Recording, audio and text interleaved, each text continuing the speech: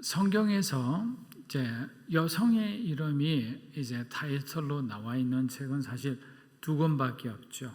룻기와 또 하나는 뭐죠? 에스더, 이 두 권이죠. 그런데 더욱이 그 주인공이 이스라엘 본토 사람이 아니라 이방 여인, 모압 여인이었다는 점은 우리로 하여금 룻기를 좀 더 흥미롭게 바라볼 수 있는 그런 계기가 됩니다. 그리고 룻기는 사사 시대를 배경으로 하고 있기 때문에 짧은 이 4장의 분량이지만 사사 시대와 다윗 시대로 이어가는 그 가교 역할을 룻기가 하고 있다고 생각하시면 됩니다.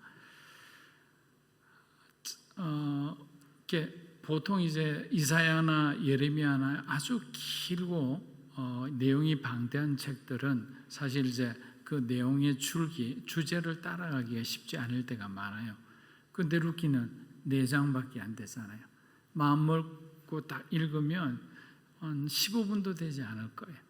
이 짧은 어떤 내용 속에 정말 무한하신 그 하나님의 사랑, 그리고 룻이 보아스를 향한, 또 하나님을 향한 흔들리지 않는 그 믿음을 갖고 있다. 그것이 보여진다고 생각하면 많은 이 보는 독자들에게 큰 어떤 감동을 주는 것 같습니다. 그래서 룻기를 한마디로 요약하면 룻의 믿음과 보아스의 사랑과 이를 지켜보는 이스라엘 백성들의 소망으로 이렇게 나눌 수가 있습니다. 그래서 우리가 룻기를 읽으면 어떤 마음이 듭니까? 앞서 말씀드린 것처럼 우리 마음속에도 하나님을 향한 그 소망이 일어나게 되어 있는 거죠. 신학자들은 후반부에 등장하는 이 룻과 보아스의 만남을 신약시대의 성도와 그리스도의 만남이다라고까지 표현하기도 합니다. 만남이 이르기까지 우여곡절의 시간은 있었지만 하나님께서는 룻을 다윗의 증조 할아버지가 되는 그 보아스의 아내가 되므로 메시아의 가보를 잇는 축복된 여인으로 삼아주셨다는 거예요. 보아스도 라합의 아들이었기 때문에 어쩌면 서로 정말 비천한 가문에서 태어난 남녀가 하나님 안에서 결혼을 함으로 인해서 그것이 온전한 정말 어렵고 힘든 그런 어떤 상황이었지만 인간 승리를 뛰어넘어서 신앙의 승리다라고 이렇게 할 수 있는 겁니다. 하지만 여기까지 오는 과정에 이제 역경들이 기다리고 있는데 우리 룻기 1장 1절에서 2절 한번 읽어보겠습니다. 사사들이 치리하던 때에 그 땅에 흉년이 드니라. 유다 베들레헴의 한 사람이 그의 아내와 두 아들을 데리고 모압 지방에 가서 거류하였는데 그 사람의 이름은 엘리멜렉이요 그의 아내의 이름은 나엄이요 그의 두 아들의 이름은 말론과 기련이니 유다 베들레헴 에브라 사람이더라. 그들이 모압 지방에 들어가서 거기 살더니 사사들이 치리하던 때는 이스라엘의 역사 중 가장 기근이 심했을 때입니다. 어떤 기근이죠? 영혼의 기근이 심했을 때이죠. 우상 숭배를 노골적으로 하기 시작한 이스라엘에게 하나님은 그냥 그대로 둘 수가 없기 때문에 이방 민족을 통해서 그들을 심판하십니다. 자, 심판받는 그런 어떤 이스라엘 백성들의 입장에서는 그 하나님의 심판이 너무나 버겁게 느껴지죠. 자기들의 잘못은 알지만 심판이라는 것은 무섭고 두려운 것이죠. 불편한 것이죠. 내 마음대로 할 수 있는 것이 없습니다. 왜냐하면 하나님께서 우리의 동서남북 사방의 젖줄기를 다 막으셨기 때문에 사방이 우겨삼을 당한 그런 어떤 처지에 있다면 어쩔 수 없이 우리는 하나님 앞에 인간의 한계를 깨닫고 부복하고 주님의 도우심을 구할 수밖에 없습니다. 그러면 다시 한번 하나님께서는 은혜를 베풀어 주세요. 하나님의 은혜는 메마르지 않는 거예요. 저와 여러분의 사랑은 한계가 있다는 것을 여러분들도 더 잘 아실 거예요. 매우 조건적이기도 하죠. 흘려보내고 싶을 때 흘려보내는 것이 우리의 사랑입니다. 그런데 하나님의 사랑은 그렇지 않죠.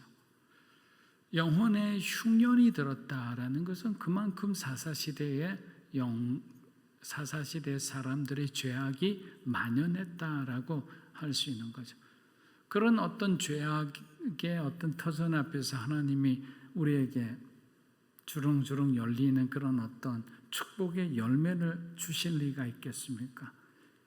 왜냐하면 지금도 깨닫지 않는데 그 축복을 감당할 사람이 안 되는 거예요.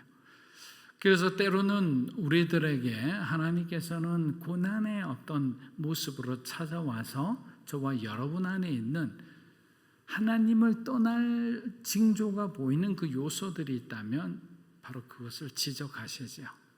그리고 그것이 바로 잡을 때까지 하나님은 영적인 텐션을 계속 우리에게 주시는 거예요. 여기서 나오는 어떤 기근도 사실은 어떤 기후의 변화가 아니라 하나님의 의도된 흉년으로 보아야 합니다. 신실한 그리스도인이라도 우리는 피할 수가 없죠. 왜냐하면 한결같이 우리가 하나님 앞에 설 수가 없기 때문입니다. 성령의 소욕이 육체의 소욕을 지배하고 있는 상태를 우리는 성령 충만한 상태를 하잖아요. 근데 이 성령 충만한 상태가 360일 지속되는 경우는 없어요. 목회자, 선교사, 지금 지난날까지 정말 히브리서 11장에 나오는 등재될 만한 그런 믿음의 선진들도 날마다 성령 충만한 삶을 살지는 않았다는 거예요. 날마다 하나님과 동행하는 삶을 살지는 않았다는 거예요. 그래서 저와 여러분은 너무 목표를 높게 잡지 마세요. 너무 목표를 높게 잡고 막 그렇게 하나님 앞에 달려가다가는 여러분이 먼저 지칠 수밖에 없어요. 그래서 항상 동행이라는 것은 내가 주도하는 것이 아니라 하나님이 주도하는 인생이죠. 하나님이 한 걸음 가시면 바로 한 걸음 뒤에 우리가 떨어져서 그냥 그 정도로만 따라가도 충분한 겁니다. 그런데 계속 반복되다 보면 욕심이 생기는 거야. 내가 뭔가 하나님 앞에 해드려야 되는 것은 아닌가라는 생각을 하는 거죠. 바로 그것이 인간의 착각이죠. 인간의 오만이라 할까요? 그 인간의 오만은 결국에는 하나님처럼 되고 싶은 그 마음이 우리 속에 있는 거예요. 여러분, 직장이나 또 여러분들이 어디 가잖아요. 그러면 그 가는 가운데서 어떤 생각이 들었냐면 내가 빨리 그 사람처럼 되고 싶다라고 생각이 들 때가 있어요. 군대 가면요, 여러분들이 들어가자마자 이등병이 병장처럼 되고 싶은 마음이 있어요.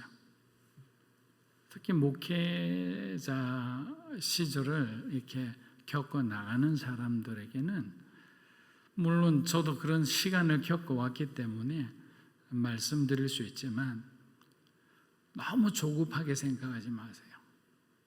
여러분의 시간이 찾아오지 않는다고. 나도 나가서 마음껏 찬양하고 사람들에게 말씀을 전하고 또 뭔가 이렇게 새로운 어떤 교회의 초청을 받아서 그 사람들과 하나님의 은혜를 나누고 싶은데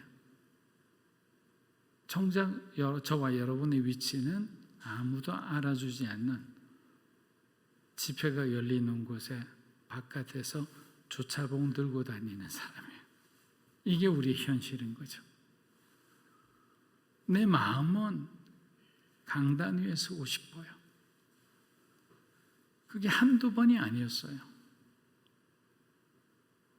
깔아주는 사람이지 그 깔아주는 위에서 많은 사람이 쌓아놓은 위에서 스포트라이트를 받는 사람은 아니거든요. 근데 이런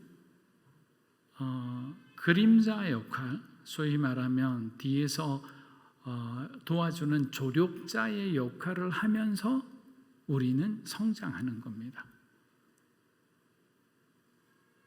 그래서 그런 어떤 조급함, 조바심만 우리가 내려놓을 수 있다 해도 우리는, 여러분은 하나님과 동행하는 데 굉장히 좋은 거예요.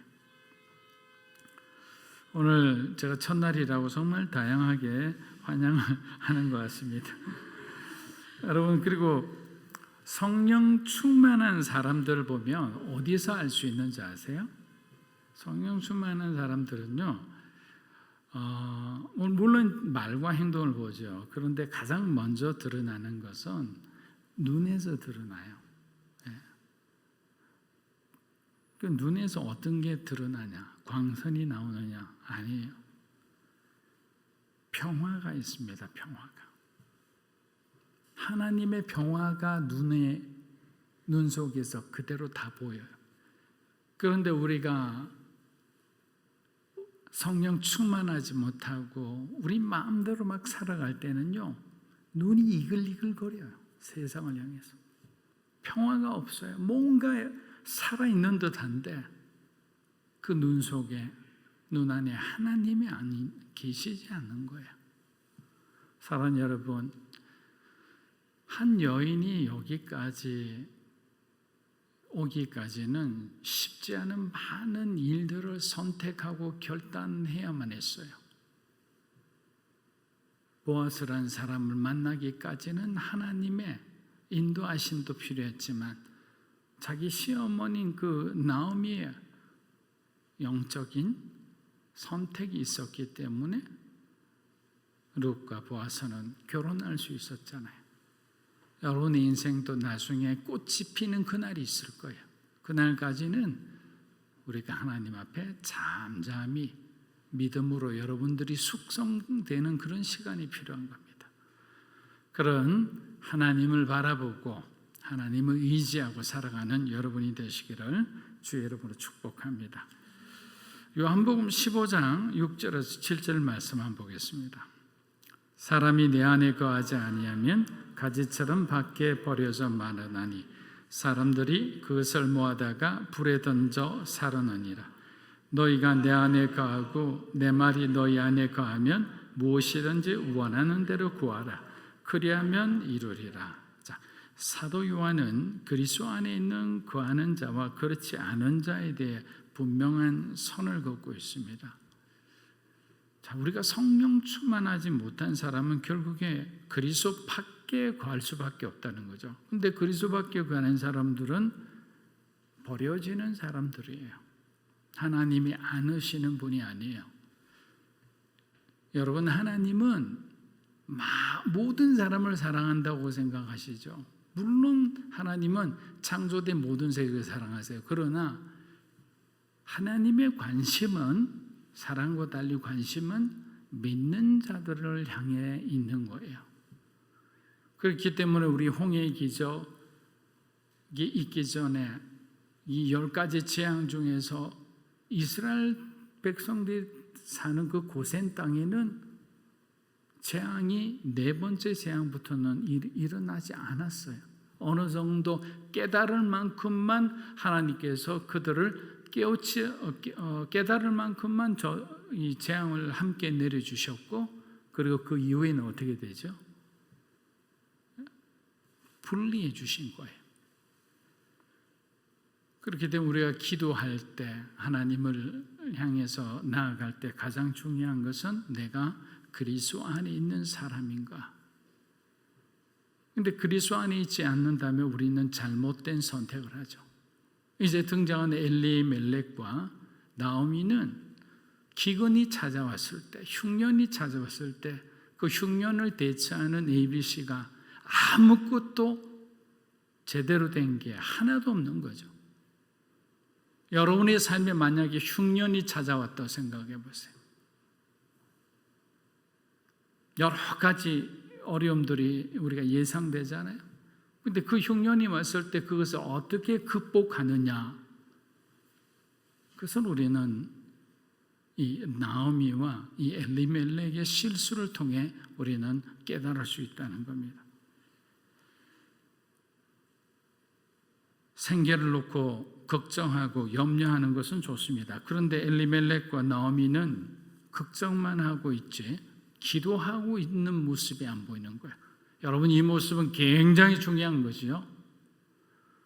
여러분이 진로를 놓고 또 여러분이 정말 중요한 어떤 선택과 결단을 앞두고 기도하고 있는 모습이 보이지 않는다는 것은 굉장히 여러분이 위험한 상태에 있다는 거죠. 자, 팩트는 인정해요. 어려움이 왔어요. 이스라엘 땅에 하나님이 심판하는 흉년이 찾아온 것은 사실이에요. 근데 이건 한 번, 두 번이 아니에요. 여러 번 이런 일이 있었어요. 경험이 있었던 거죠. 그럼 이번에도 어떻게 이겨낼까라는 생각을 해야 되는 거잖아요. 그럼 믿음의 사람은요, 정말 여러분들이 지식적으로 생각하는 것이 아니라 여러분이 본능적으로 그냥 어떤 일이 일어나면 그냥 무릎 꿇어야 되는 거죠. 하나님, 도와주십시오. 지금 또다시 우리에게 이런 일이 일어났습니다.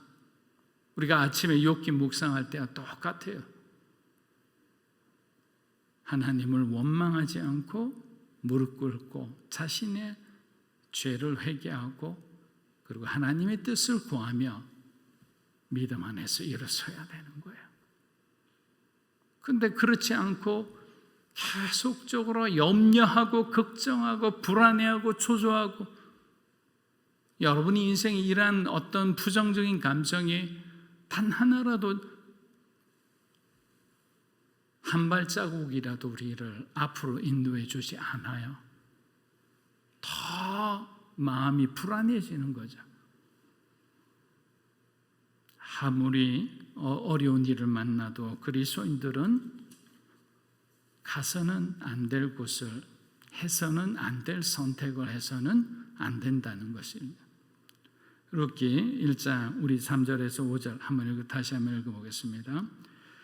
나오미의 남편 엘리멜렉이 죽고 나오미와 그의 두 아들이 남았으며 그들은 모압 여자 중에서 그들의 아내를 맞이하였는데 하나의 이름은 오르바요 하나의 이름은 루시더라.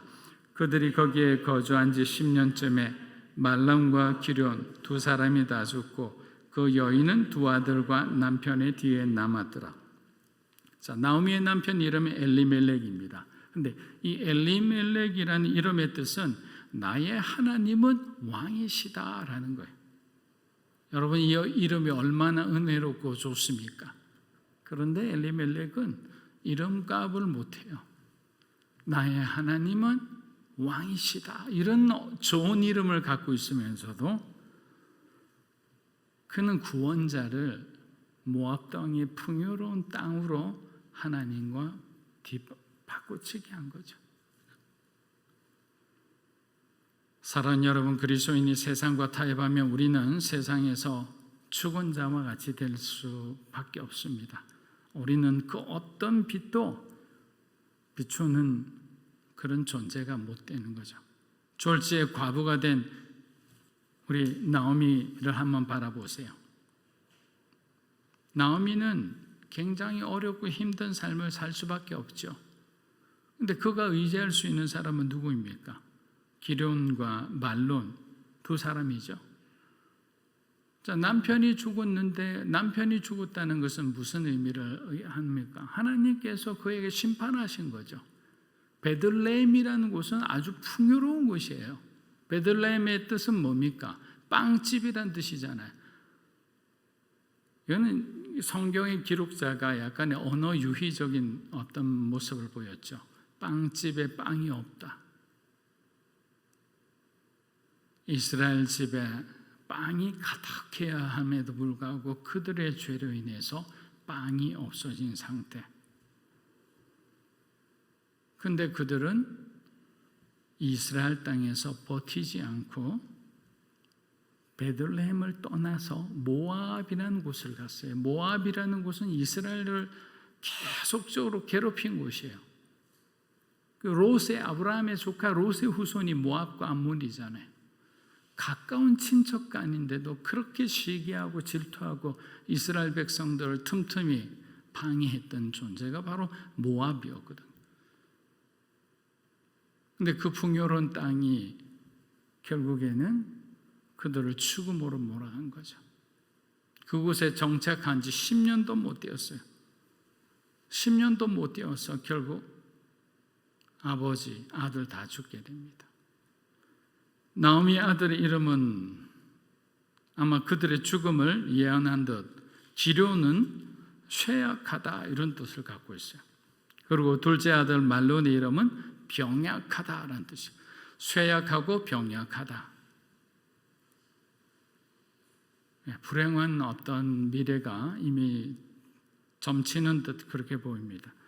여러분, 유대 사회는 철저하게 남성 중심의 사회라는 것을 우리가 기본적으로 알고 이루기를 우리가 바라봐야 됩니다.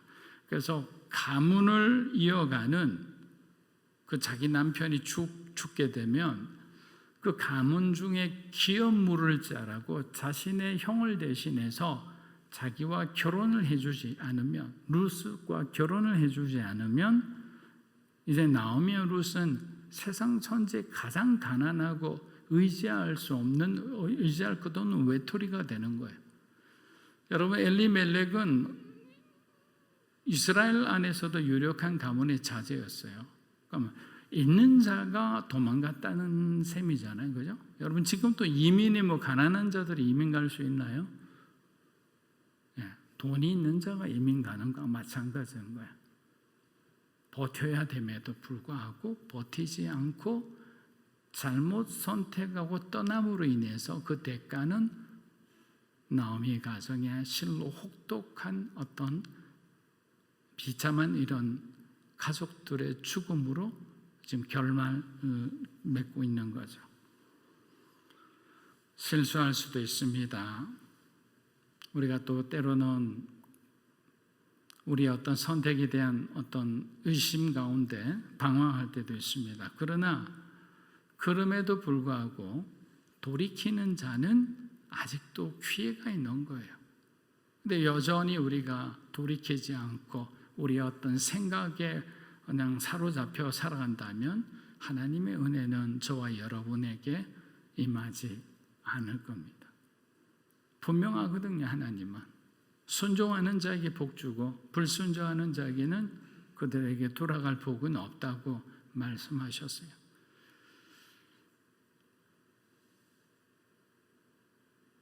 고린도후서 12장 7절입니다. 여러 계시를 받은 것이 지극히 크므로 너무 자만하지 않게 하시라고 내 육체에 가시고 사단의 이는 나를 쳐서 너무 자만하지 않게 하려 하십니다. 그러면 이제 루시나 나오미 입장에서는 왜 하나님께서 또 이런 고난과 고통을 주실까? 여러분, 하나님께서는요 가장 우리가 하나님 앞에 귀를 기울일 때가 언제냐면 우리가 고난과 고통 가운데 있을 때예요. 부자가 되면 우리의 귀에 기름이 꼈는지 하나님의 음성이 들리지를 않아요. 여러분이 세상에 가장 높은 자리에 있으면 다른 사람의 환호 소리를 듣느라고 하나님의 음성을 들을 수가 없는 거예요. 나오미하고 룻의 나오미의 가정에 임한 이 고난과 고통은 하나님께서 그들과 소통하기를 원하는 하나의 방법이었다는 겁니다. 그래서 고통이라는 것은 하나님이 우리에게 소통을 원할 때 이러한 고난과 고통이라는 것을 통해 두드리시죠. 그리고 이 소통을 통해서 우리는 다시 형통의 삶을 살 수 있다고 말씀드렸습니다. 그래서 고통과 소통과 형통이라는 이 과정은 결국에는 우리가 알고 있는 성경 지식 그대로예요. 그런데 이 고통의 시간을 잘못 지내게 되면 결국에는 고난 가운데서 그냥 빠져나오지도 못하고 매일 우리는 늘 그 자리에 살아가는 거예요. 늘 원망하는 자리예요. 자주하고 미래에 대해서 어떤 희망의 소리, 소망의 소리나 우리가 가질 수가 없는 거예요.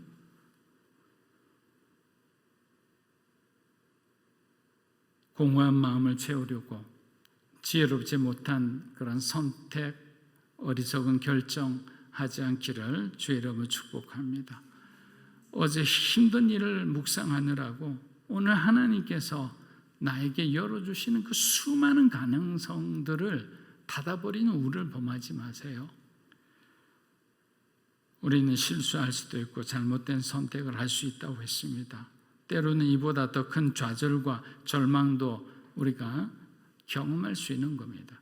하지만 이럴 때일수록 우리가 기억해야 되는 것은 땅의 흉년과 영혼의 흉년이란 이 이중의 압박의 상황 속에서도 마지막 회복을 향한 용기 있는 결단을 나오미가 했다는 점입니다. 나오미는 왜 그렇게 허망하게 남편과 자식들이 죽었는지, 자신들이 왜 모압 땅으로 흘러오게 됐는지 수없이 되뇌어 봤을 겁니다. 여러분, 남편이 죽은 것보다 더 나무에게 고통스러운 게 뭡니까? 자식의 죽음이잖아요. 자녀가 2명이나 죽었어요. 큰아들, 작은아들 할 것 없이 그냥 한 번에 죽어버린 거죠. 아마 그 이유를 오랫동안 그는 묵상하면서 어떤 결론을 내려야 되는 시점까지 온 거죠. 어쩌다가 내가 여기까지 오게 되었는가? 우리 가정이 왜 이 모압 땅에 서 있는가? 어쩌다가 내가 왜 이런 하나님 앞에 이런 참담한 범죄를 저질렀을까? 여러분, 왜 참담한 죄라고 하는지 아세요? 당시에 그 신관에 대해서 제가 여러 번 여러분에게 말씀드렸습니다. 당시에 신관은 지역 신관을 갖고 있었다고 말씀드렸죠. 이스라엘에는 야훼라는 하나님이 이스라엘의 신으로 이 팔레스타인 땅을 다스리고 계시고, 가나안에는 바알 신이 가나안의 신으로 그 땅의 지역 신이고, 모압 땅에는 그모스라는 그모스 신이 이 땅의 백성들을 다스리는 신이다. 결국 나오미하고 이 엘리멜렉이 유대 베들레헴 땅, 찬송의 땅을 떠나서 이 그모스가 주장하는 이 모압 땅에 갔다는 것은 하나님이 패배했다는 그런 어떤 잘못된 인식을 전해주었기 때문에, 신들의 전쟁에서 야훼 하나님이 졌기 때문에 그들이 우리 땅으로 왔다라고 소위 선전할 수 있는 그런 어떤 단초를 그들이 제공했다는 거예요. 여러분, 간단한 일이 아니에요. 이것은 출애굽 이후에 하나님의 그 약속의 백성들이잖아요. 그 약속의 백성들이 이방신에게 무릎 꿇고 그들이 가르치는 대로 어떤 그들의 방식대로 농사를 지으면서 그렇게 살고자 했다는 것 자체는 어마어마한 하나님을 모욕하는 죄지요. 우상 숭배의 죄를 떠나서 그는 뭐 씻을 수 없는 잘못을 저질렀던 겁니다. 가만히 한번 생각해 보세요. 우리는 정말 얼마나 이 하나님의 거룩한 땅에 믿음으로 서 있기를 원하는지, 지금 여러분이 서 있는 곳을 한번 보세요. 여러분의 마음이 서 있는 곳을 한번 보세요. 정말 하나님이 기뻐하시는 생각과 마음과 그리고 그러한 어떤 꿈과 비전을 여러분의 가슴속에 품고 살아가는지, 아니면 정말 세상의 그 풍요로운 땅에서 뭔가 한번 이루어보자는 그런 마음으로 살아가고 있는지 우리는 모르죠. 그러나 하나님은 우리의 속사람의 생각까지도 다 알고 계시는 거예요. 룻기 1장 6절입니다. 그 여인이 모압 지방에서 여호와께서 자기 백성을 돌보시사 그들에게 양식을 주셨다 함을 이에 두 며느리와 함께 일어나 모압 지방에서 돌아오려 하여. 자, 나오미는 이제 중대한 결단을 합니다. 다시 베들레헴을 향해 돌아가기로 작정한 거죠. 그런데 여기서 한번 여러분 중요한 어떤 한 포인트를 보세요. 6절에 보면 나오죠. 이스라엘을 떠날 때 그들은 어떤 선택을 했죠? 또 어떻게 그 결정을 했나요? 자기들이 아는 정보를 모아서 자기들이 떠나기로 한 거죠. 그런데 이번에는 하나님을 배제하지 않죠. 하나님께서 자기 백성을 돌보시어 이스라엘에게 양식을 주셨다 함을 들었다라는 거예요. 이제 나오미의 이 판단과 결정의 기준이 바뀐 겁니다. 고난을 겪고 나서야 나오미의 모든 판단의 기준은 하나님이 하시는 일이 된 거예요. 하나님께서 이스라엘을 긍휼히 여겨서 이제는 그들에게 흉년을 이제 지나가게 하고 양식을 주셨다, 풍년을 주셨다라는 소식을 듣는 거죠. 그렇게 그들은 베들레헴으로 돌아오게 됩니다. 우리 앞에 있는 부분만 하면 얼마나 우울한 인생입니까? 다 죽는 이야기만 나오는 거예요. 그런데 돌아가려고 생각하니까 또 우리 한편에 어떤 마음이 듭니까? 창피하잖아요. 베들레헴에 가서 그 친족들을 무슨 낯으로 봐야 되나? 여러분, 바로 이런 여러분의 체면과 같은 어떤 자존심 있잖아요. 이게 하나님 앞에 순종하는데 걸림돌이 될 때가 의외로 많습니다. 무엇이 부끄럽습니까? 여러분의 잘못을 오히려 고백하고 간증함으로 갈등하고 있고 흔들리고 있는 사람들에게 오히려 더 큰 믿음을 줘야 하죠. 여러분 인생의 문제를 결정할 때는 반드시 하나님 앞에 무릎 꿇고 주님이 하시는 일을 바라보고 결단을 하고 결정을 해야 합니다. 여러분 마음에 있는 욕심에서 나오는 것을 보고 그 욕심에 이끌려 여러분들이 선택을 하게 되면 반드시 우리처럼 실패하게 돼 있어요. 하나님을 더욱더 가까이 하세요. 나오미와 룻은 사실은 와서 더 많은 인생의 재료를 얻고 오는 거예요. 그래서 고난과 고통이라는 것은 결국 목회자로 말하면 설교 제목들이, 설교 재료들이 풍부하게 생기는 거예요. 가난해 본 사람은요, 강단에 올라와서 그 자신의 그 가난의 그 어떤 불편함과 어려움들을 알기 때문에 가난한 사람들을 통해 가난한 사람들에게 함부로 얘기하지 않아요. 함부로 위로하지도 않습니다. 왜냐하면 그들에게 그렇게 들리지가 않기 때문에. 그런데 정말 가난한 사람들이 그들에게 그들의 마음을 위로한다면 하나님은 이 목회자를 통해 그 사람의 마음을 위로해 줄 수가 있는 거예요. 아파 본 사람이 상처 입은 치유자처럼 다른 사람들의 그 마음을 위로할 수 있다고 생각합니다. 마무리하겠습니다. 사랑하는 여러분, 여러분이 베들레헴인 이 교회와 가정을 소중하게 여기십시오. 그것을 통해 부어주시는 하나님의 축복을 마음껏 누리세요. 그러나 때로는 땅의 기근이 이곳 베들레헴에 또다시 닥쳐올 수도 있습니다. 여러 가지 문제로 가정에, 교회나 어떤 커뮤니티에 일어날 수도 있어요. 하지만 고난과 시련의 목적은 그리스도인으로 하여금 세상이 감당치 못할 그런 성숙하고 정말 참된 믿음의 사람으로 만들어 간다는 것을 우리는 잘 기억해야 될 겁니다. 성실하신 예수 그리스도의 사랑과 은혜를 기억하며 예수 그리스도가 여러분의 삶에 변하지 않는 선택의 기준이 되시기를 주의 이름으로 축복합니다.